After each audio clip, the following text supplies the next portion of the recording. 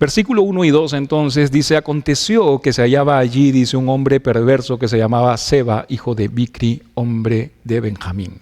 Dice, el cual tocó la trompeta y dijo: no tenemos nosotros parte en David, ni heredad con el hijo de Isaí, cada uno a su tienda, dice Israel. Así todos los hombres de Israel abandonaron a David siguiendo a Seba, hijo de Bicri, mas los de Judá siguieron a su rey desde el Jordán hasta Jerusalén. Seba entonces, ¿no? Se menciona aquí a Seba, fue un hombre que tomó ventaja pues de la debilidad de David, ¿no? De la debilitada posición de David en este momento, ¿no? Después de la fallida rebelión pues de Absalón y el conflicto entre Judá y las otras 10 tribus, ¿ok? Yo les voy a aconsejar algo. Como se habrán dado cuenta, no, el método de enseñanza que tenemos, y ya lo comenté en algún otro momento también, es bastante académico, ¿verdad? Entonces, por eso tenemos las grabaciones de los estudios, ¿ok?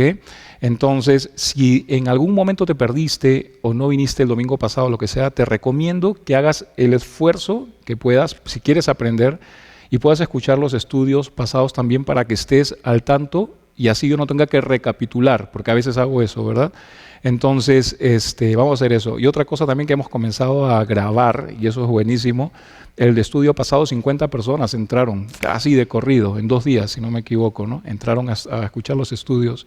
Entonces, hay gente que está escuchando los estudios también, y les pido oración, hoy día estoy bien hablador, ¿no? Y les pido oración también por algo importante. Todos los días recibo mensajes y estoy comunicándome, y no les estoy exagerando, ¿no? Y eso es algo que sale de mí, y las personas, yo no tengo por qué decirlo, ¿no? Cada quien sabe, ¿no? Pero estoy comunicándome incluso con la gente que no viene a la iglesia, que no está viniendo en este momento. Entonces les pido oraciones por cada uno de ellos, porque están allí, están siguiendo incluso los estudios y siempre me están diciendo que quieren venir a la iglesia, pero pasa algo o lo que sea, ¿no? O de pronto hay algún tipo de temor o lo que sea. Entonces, a nosotros que estamos aquí, ¿no? A ustedes que están aquí, les pido por favor oraciones por esas personas, porque no es que se hayan ido, me dejo entender, están ahí, pero necesitan de sus oraciones para fortalecerse. Entonces, una vez más, ahora sí. Aconteció que se hallaba allí un hombre perverso que se llamaba Seba, hijo de Bicri, hombre de Benjamín, el cual tocó la trompeta, dice, y dijo: no tenemos nosotros parte en David, ni heredad con el hijo de Isaí, cada uno a su tienda, Israel. Y así todos los hombres de Israel abandonaron a David siguiendo a Seba, hijo de Bicri, mas los de Judá siguieron a su rey desde el Jordán hasta Jerusalén, ¿no? Entonces, aquí este hombre, de algún modo, pues, basó su rebelión al decir que no tenían absolutamente nada que ver con David, no tenían parte con David, ¿verdad? En otras palabras, negó o estaba negando completamente la soberanía de David, estaba negando la soberanía del rey. Prácticamente afirmó que David no tenía derecho a reinar de ningún modo pues sobre él o sobre las 10 tribus de Israel, y eso con el fin de, vamos a decir, de evaluar la identidad del rey, ¿ok? La identidad del rey. Ahora, mientras estaba leyendo estos versos, me preguntaba yo, ¿por qué le resultó tan difícil a Seba o Sheba, ¿no?, respetar la autoridad del rey? ¿Por qué le resultó tan difícil? Y me pregunto también por qué a veces para nosotros es tan difícil respetar también a las autoridades que Dios ha puesto sobre nosotros, comenzando pues con la familia, en lo espiritual también, e incluso también en el área pues civil, ¿verdad? Quizá la respuesta la podemos encontrar en 2 razones. Primeramente, porque todos nosotros somos imperfectos. Y la segunda razón podría ser porque los hombres y mujeres que ejercen la autoridad o que ejercen algún tipo de autoridad también son imperfectos. ¿Me dejo entender? Y es interesante porque este pecado e imperfección que nos aflige muchas veces surgió en el jardín del Edén cuando Adán y Eva se rebelaron contra el Señor, se rebelaron contra Dios. Como vemos pues ahora lo que está sucediendo entre Sheba, ¿no?, entre Seba y David, ¿no? Sucedió también entonces con Adán y Eva, ¿verdad? Entonces un caso de rebelión, una rebelión que fue concebida, podríamos decirlo así, por el orgullo, ¿no? Y ese mismo orgullo, esa misma arrogancia suelen brotar fácilmente en nosotros a raíz del pecado muchas veces también. Ese orgullo y arrogancia que florece de manera natural, porque florece de manera natural a raíz del pecado, a diferencia pues de, vamos a decir, la humildad, ¿no? Que tanto trabajo muchas veces nos cuesta a nosotros cultivar y mantener, porque nos cuesta, ¿verdad? Mantener y cultivar, ¿no?, la humildad en nosotros, pero la arrogancia sale, ¿verdad? Siempre es natural, ¿verdad? A flote, a raíz del pecado. Y esto fue lo que ocurrió de nuevo con este hombre, ¿no? Seba.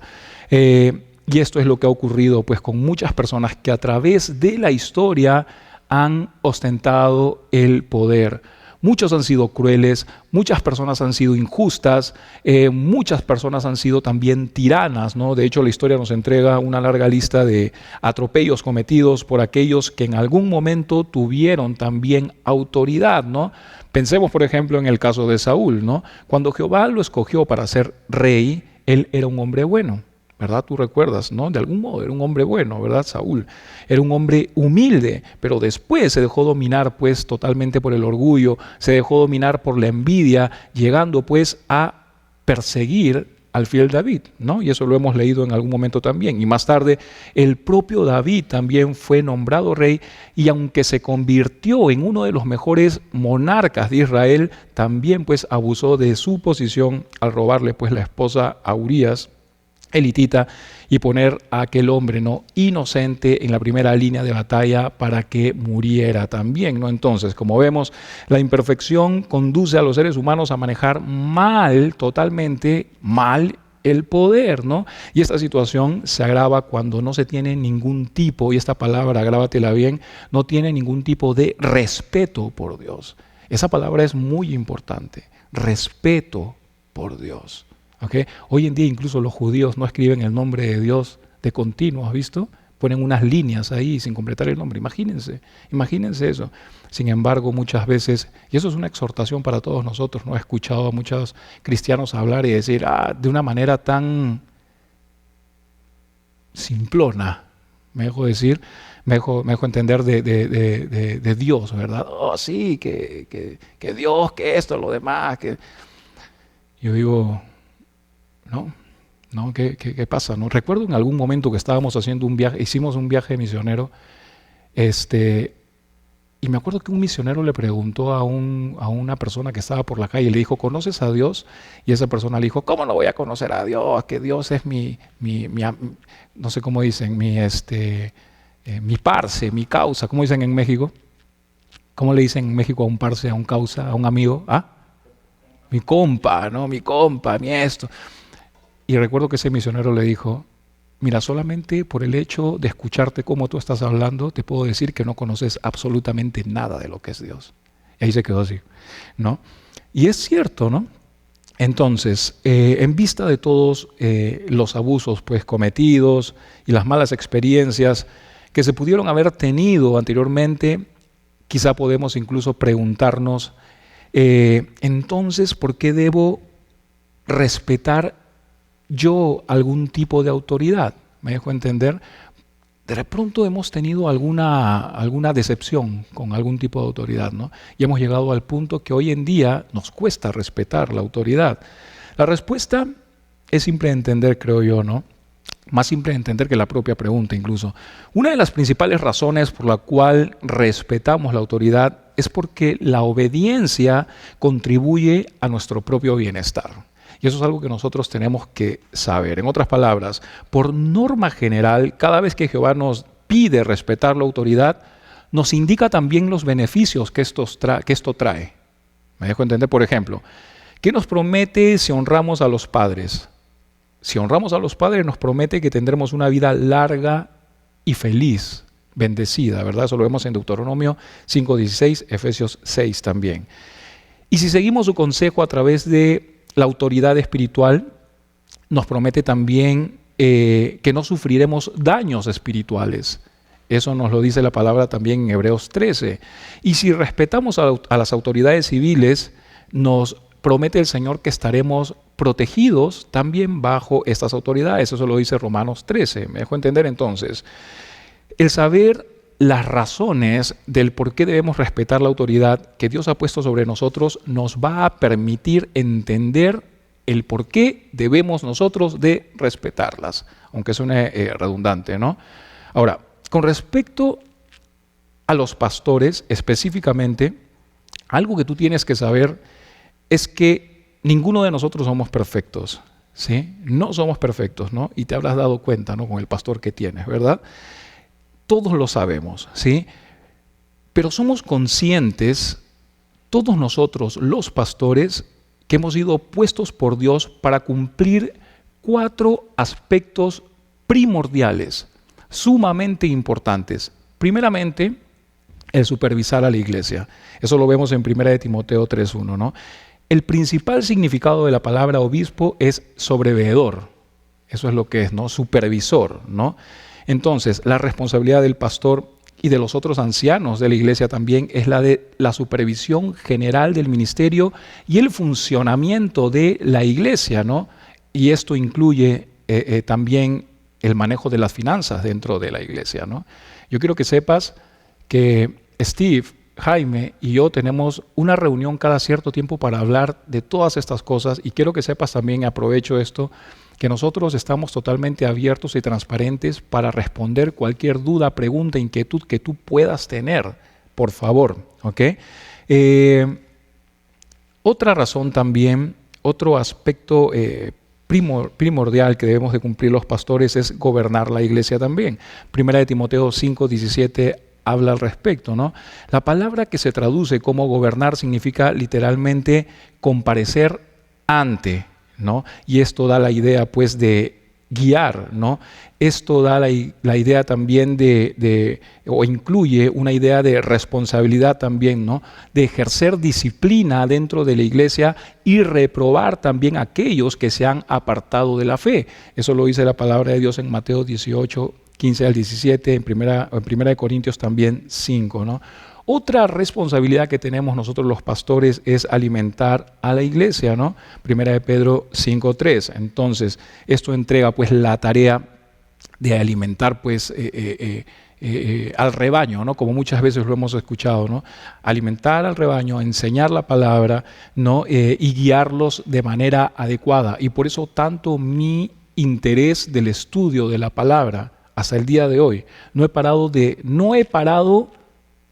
tengo memoria de haber parado de aprender hasta el día de hoy, desde que el Señor me llamó, ¿no? Y otra responsabilidad también es mantener la doctrina dentro de la iglesia, y es por eso que hasta el día de hoy continuamos enseñando la palabra de Dios de esta manera, ¿no? La enseñanza pues de los apóstoles no fue encomendada a hombres fieles, ¿no? Que enseñarían también a otros. Eso lo menciona la palabra de Dios en 2 de Timoteo. Así que preservar, ¿no? la integridad pues del evangelio es uno de los llamados más grandes que los pastores podemos tener dentro de la iglesia, ¿ok? Y en ese sentido creo que somos una iglesia bastante bendecida. Bastante bendecida. Regresando al tema, Sheba entonces era un hombre que no respetaba la autoridad que Dios había puesto, esa autoridad que Dios había puesto sobre él, ¿no? Que era David. Así que además de decir que no tenía parte con David, porque este hombre lo dijo, mencionó también que no tenía heredad con el hijo de Isaí, ¿no? Y esto con un fin, eso con el fin de hacer énfasis en los humildes orígenes de David, con el fin pues de ridiculizarlo, ¿verdad? Recordemos que Isaí, el padre de David, era un humilde granjero, eso era lo que era Isaí, ¿no? Así que Sheba decidió tomar su propio camino y arrastró a otros con él también. Un hombre, escucha bien, que actuó basado en su baja opinión con respecto a David. Recordemos lo que mencionamos el domingo pasado. Dijimos que cuando el enemigo, escucha bien, no puede lograr hacer daño con sus ataques desde afuera, comienza a atacar desde adentro, Y estamos viendo aquí un claro ejemplo de una de las estrategias más comunes del enemigo. Estamos viendo aquí al enemigo comenzar a causar división. Sheba entonces tuvo éxito, ¿verdad?, en alejar a las 10 tribus del norte y a David también permitirle poder tener otra guerra civil también con la que tuvo que lidiar luego, ¿no? Ahora, algo que no debemos olvidar es que en 2 de Samuel 19, 40 al 43, los líderes de estas mismas 10 tribus discutieron con la tribu de Judá sobre quién honraba a David. Por lo tanto, podríamos decir que está en la naturaleza del hombre el dividirse. Está en nuestra naturaleza. ¿Me dejo entender? Y es justamente por eso que la obra del Espíritu Santo toma lugar en la unidad. El apóstol Pablo tocó esta realidad mencionando lo siguiente: yo pues, preso en el Señor, os ruego que andéis como es digno de la vocación con que fuisteis llamado, con toda humildad y mansedumbre, soportándoos con paciencia los unos a los otros en amor, solícitos en guardar la unidad del Espíritu en el vínculo de la paz, dice la palabra de Dios en Efesios 4, versículos 1 al 3. Por lo tanto, nosotros entonces, todos nosotros, tenemos la responsabilidad de mantener la unidad del Espíritu. ¿Me dejo entender? Nosotros tenemos esa responsabilidad. Es un trabajo en conjunto. Es nuestra responsabilidad como iglesia. Cada uno de nosotros tenemos la responsabilidad de buscar la forma de generar unidad entre nosotros mismos. Pablo mencionó de manera muy clara que la unidad debe ser trabajada. Pablo mencionó de manera muy clara que la unidad debe ser forjada entre los miembros que la componen. Así que meditemos en qué cosa estamos haciendo para generar unidad entre nosotros. ¿Qué? Regresando al tema, la deserción de las 10 tribus fue alarmante, realmente alarmante, pero la lealtad de los de Judá fue sumamente maravillosa. El cuerpo se dividió en 2, rebeldía y lealtad. Así estaba dividido el cuerpo, rebeldía y lealtad. Y esto me hace pensar en la lealtad que le debemos a nuestro Señor Jesucristo, ¿verdad? A pesar de la rebelión de nuestra carne de continuo, hay que recordar entonces, cada día vamos a tener que elegir, basándonos en 2 posiciones, aquello que le agrada a Cristo y aquello que le agrada a nuestra carne. Posiblemente a tu carne no le agrade estar aquí ahora escuchando la palabra, ¿verdad? Es muy posible, ¿no? ¿Por qué? Porque hoy en día todo ha cambiado y nuestra forma de pensar, nuestra forma de razonar, nuestra forma de entender las cosas incluso es muy distinta. Ahora queremos todo ese conocimiento rápido, ¿verdad? Muy rápido, ¿no? E incluso cuesta mucho estudiar la palabra de Dios de manera pausada como debería ser, ¿verdad? Entonces nuestra carne comienza a sentir algún tipo de sufrimiento, ¿no? Posiblemente, no lo sé, quizá ahora estás retorciéndote y estás luchando con tu carne, ¿verdad? Sin embargo, aquí estás. Tuviste que elegir. ¿Voy a la iglesia o hago aquello? ¿No? Quizá descansar, dormir, no sé, ¿no? O perder el tiempo, no lo sé. Sin embargo, si estás aquí, ya sabemos pues cuál fue tu decisión. Y yo creo que elegiste bien. La palabra de Dios siempre va a quedar en tu corazón y estoy seguro que la vas a necesitar en algún momento. En algún momento de tu vida la vas a necesitar. Así que guárdala. Por eso la palabra del Señor siempre nos exhorta a ¿verdad? Guarda esto en tu corazón. El Señor te está preparando. Es como cuando eras pequeño y tu mamá te mandaba a la escuela y en la lonchera de la escuela te mandaba tus panes, tus verduras, tus jugos, y te decía, ve, porque sé que vas a necesitar hambre, ¿no? Vas a tener hambre en la escuela, ¿verdad? Lo mismo también con la palabra del Señor. Escucha, atiende, guárdalo en tu corazón. Por eso la palabra insta a ello constantemente. Guárdalo en tu corazón, porque va a haber un día en que tú vas a necesitar esa palabra. Y sí que la vas a necesitar. 2 de Samuel 23. Y luego que llegó David a su casa en Jerusalén, tomó el rey las 10 mujeres, dice, concubinas que había dejado para guardar la casa y las puso en reclusión. Y les dio alimentos, pero nunca más llegó a ellas, dice, sino que se quedaron encerradas hasta que murieron en viudez perpetua.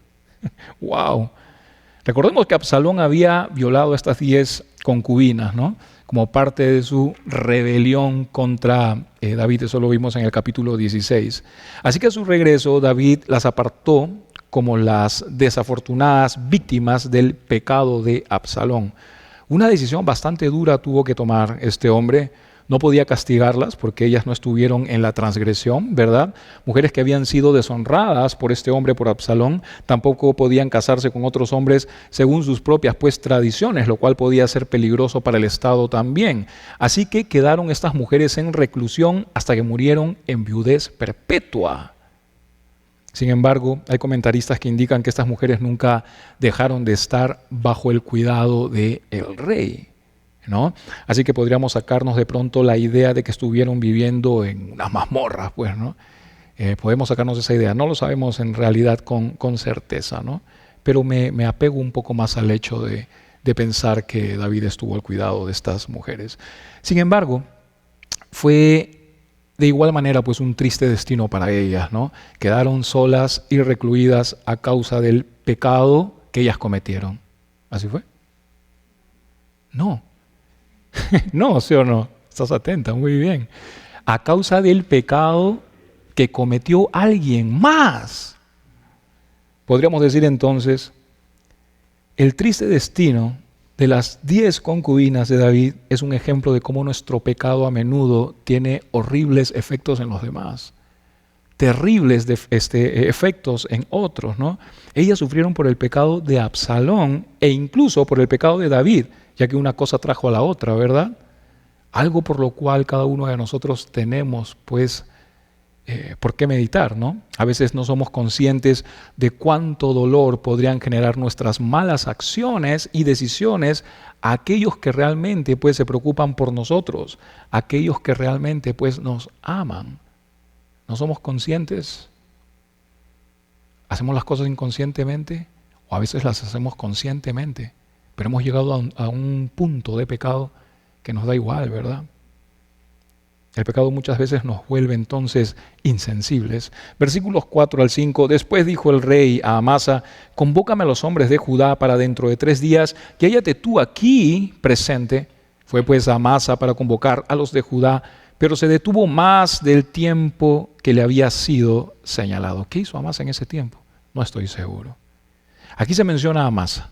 Este era el antiguo general de Absalón, y David, quien ahora había sido nombrado comandante de su ejército como un movimiento conciliatorio, ¿no? Eso lo hablamos creo la semana pasada también, después de la muerte de Absalón. David dice: convócame a los hombres de Judá para dentro de 3 días. Para dentro de 3 días los necesito aquí. David sabía que el tiempo era sumamente esencial. Recordemos que cuando Absalón tuvo la oportunidad de aplastar rápidamente a David, este no tomó ventaja.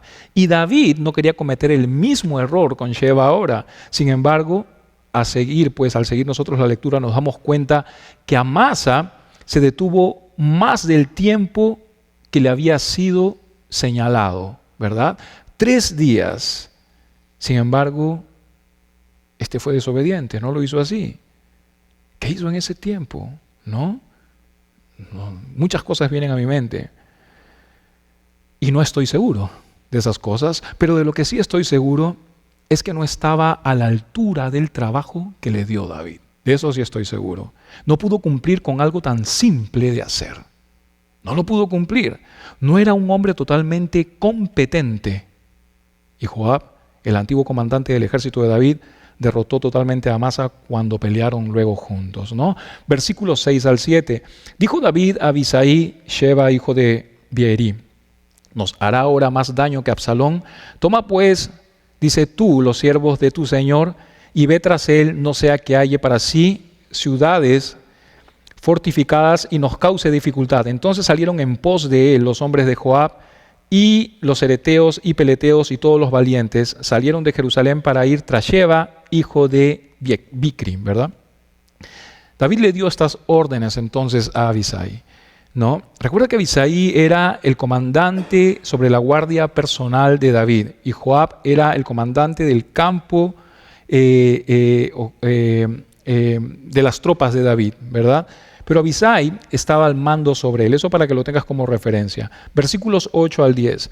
Y estando ellos cerca de la piedra grande que está en Gabaón, le salió, dice, Amasa al encuentro, y Joab estaba ceñido de su ropa, y sobre ella tenía pegado a sus lomos el cinto con una daga en su vaina, la cual se le cayó cuando él avanzó. Entonces Joab dijo a Amasa: ¿te va bien, hermano mío?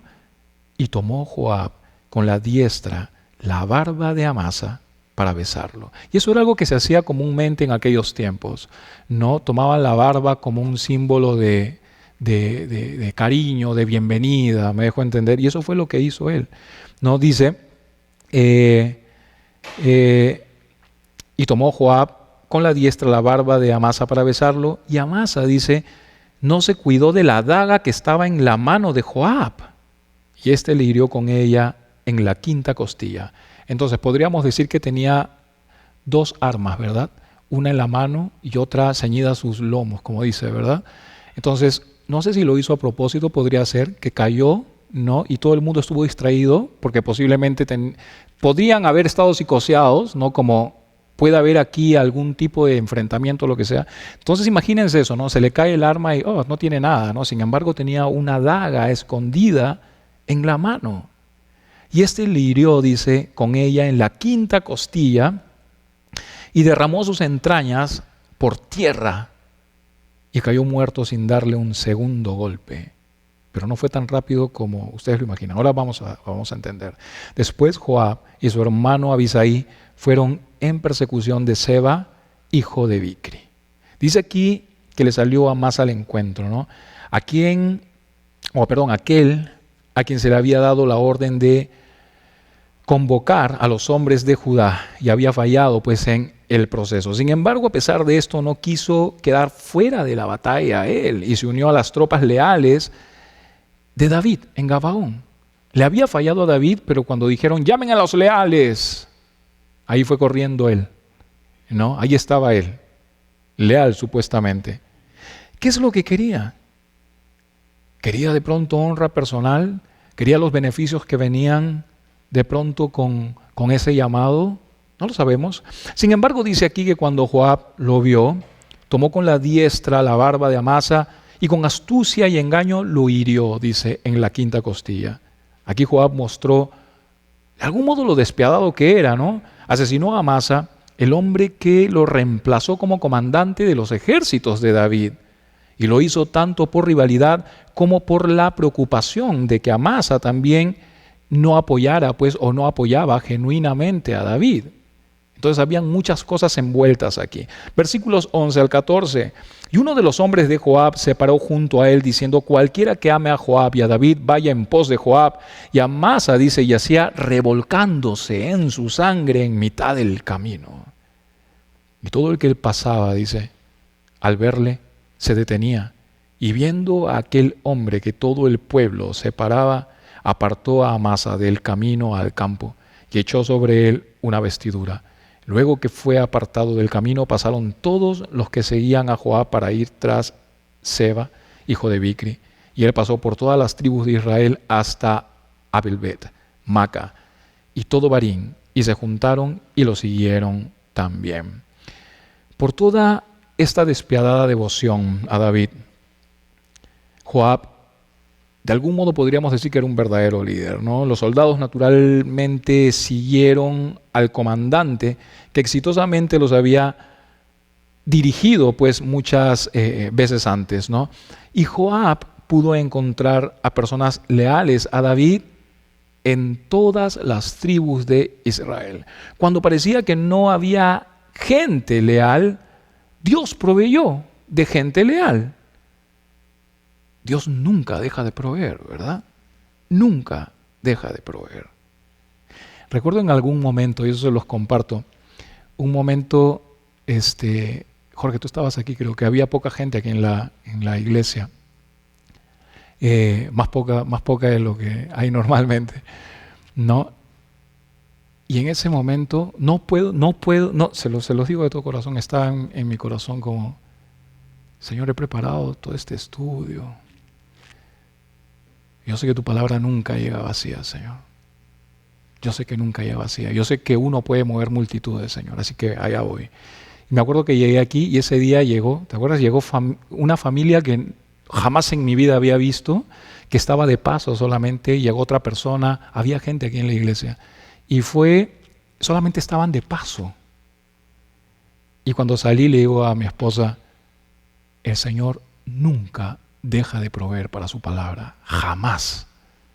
¿No? La fidelidad de Dios es completamente increíble. Segunda de Samuel 20, 15 al 22, ya estamos terminando. Estoy orgulloso de ustedes. Dice, y vinieron y lo sitiaron en Abel-Bet Maca y pusieron baluarte contra la ciudad y quedó sitiada. Y todo el pueblo que estaba con Joab trabajaba por derribar la muralla. Entonces una mujer sabia, ¿verdad? Sí, sabia, dio voces en la ciudad diciendo, oíd, oíd, os ruego que digáis a Joab que venga acá para que yo hable con él. Cuando él se acercó a ella, dijo la mujer, ¿eres tú Joab? Y él respondió, yo soy. Ella le dijo, oye las palabras de tu sierva. Y él respondió, oigo. Era bien al punto, ¿no? Entonces volvió ella a hablar diciendo, antiguamente solían decir, quien preguntare, pregunte en Abel. Y así concluían cualquier asunto. Yo soy de las pacíficas y fieles de Israel, pero tú procuras destruir una ciudad que es madre de Israel. ¿Por qué destruyes la heredad de Jehová? Joab respondió diciendo, nunca tal me acontezca, que yo destruya ni deshaga. Dice, la cosa no es así, mas un hombre del monte de Efraín que se llama Seba, hijo de Bicri, ha levantado su mano contra el rey David. Entregad a ese solamente, y me iré de la ciudad. Y la mujer dijo a Joab, he aquí su cabeza te será arrojada desde el muro. Wow. La mujer fue luego a todo el pueblo con su sabiduría, y ellos cortaron la cabeza de Seba, hijo de Bicri, y la arrojaron a Joab, y él tocó la trompeta, y se retiraron de la ciudad, cada uno a su tienda, y Joab se volvió al rey de Jerusalén. Cuando Sheba entonces tomó refugio en la ciudad de Abel, Joab ordenó que se sitiara la ciudad, ¿verdad? Sin embargo, esta mujer sabia, ¿no?, buscó la manera de encontrar o de hallar pues algún final rápido, poner ya el alto, ¿no?, a esta lucha. Y como Joab era un hombre bastante práctico, y lo vimos, ¿no?, de pronto en el hecho de su manera de expresarse, ¿verdad?, no tenía nada en contra de la ciudad, ¿no?, de Abel, y decidió pues él escucharla. Seba probablemente pensó que estaba a salvo dentro de los muros de la ciudad. Posiblemente lo pensó, ¿no? Pero algo que nosotros debemos de saber es que nunca nadie está a salvo ni detrás de un muro, ni detrás de una buena economía, ni detrás de una buena salud, ni detrás de algún tipo de posesión, ni detrás de cualquier tipo de seguridad aparente cuando corre detrás de la voluntad de Dios. Eso es algo que tú tienes que tener en cuenta. Así que recuerda, no hay muro lo suficientemente grande o fuerte como para protegerte contra Dios y la voluntad que Él tenga para tu vida. ¿Me dejo entender? La buena noticia de esto es que la palabra del Señor dice que aquel que lo siga, su voluntad siempre va a ser buena, agradable y perfecta. Recuerda entonces, no hay cueva en donde te puedas esconder. Y así terminó la rebelión de Sheba. Su cabeza lanzada, ¿verdad?, por los muros de este lugar. Sin embargo, la división entre Judá y las otras 11 tribus de Israel permanecía todavía. Y después de la muerte de Salomón, hubo una gran guerra civil que dividió permanentemente al reino en dos, en dos naciones, el reino del sur de Judá y el reino del norte de Israel. Versículos 23 al 26. Así quedó Joab sobre todo el ejército de Israel, y Benaya, hijo de Joiada, sobre los cereteos y peleteos, y Adoram sobre los tributos, y Josafat, hijo de Ailut, era el cronista. Seba era escriba, pero este es otro Seba, con B corta. ¿Okay? Y Sadoc y Abiatar, sacerdotes. Dice, Eira Jaireo fue también sacerdote de David. Aquí se menciona a Joab en principio, ¿verdad? A pesar de que se ganó la posición con asesinato, David le permitió a Joab tomar control sobre los ejércitos de Israel. Además se menciona a este grupo de personas también, ¿no? Benaya, Adorán, Josafat, Seba, Sadoc, Abiatar y también a Ira, ¿no? Jaireo, ¿verdad? Lo que nos demuestra, pues, que la grandeza del reino de David no se construyó sobre las habilidades de David. No fue así, sino que más bien se construyó sobre el trabajo de un equipo eficaz. Recuerda lo que sucedió con alguien que no fue eficaz. ¿Cómo terminó? ¿Verdad? Con una puñal entre la quinta costilla, ¿verdad? Entonces estamos viendo aquí un claro ejemplo de victoria sostenida en unidad. Eso es lo que estamos viendo. Victoria sostenida en unidad. Y yo creo que esa ha sido, es y será siempre la manera de cómo se ganan las batallas. Y es por eso que una de las estrategias, una vez más acertadas del enemigo siempre ha sido, una vez más, la de dividir. Y cuando hablo de división, me refiero también a la división de pensamiento. ¿Ok? División de pensamiento. Podemos estar aquí todos, pero posiblemente estamos divididos. ¿Me dejo entender? Si estamos remando por distintas direcciones, lo único que vamos a lograr, ¿qué es? ¿Alguna vez has remado un bote? Exacto. Tú estás remando por acá y el otro está remando por allá. Y hoy, ¿por qué damos tantas vueltas?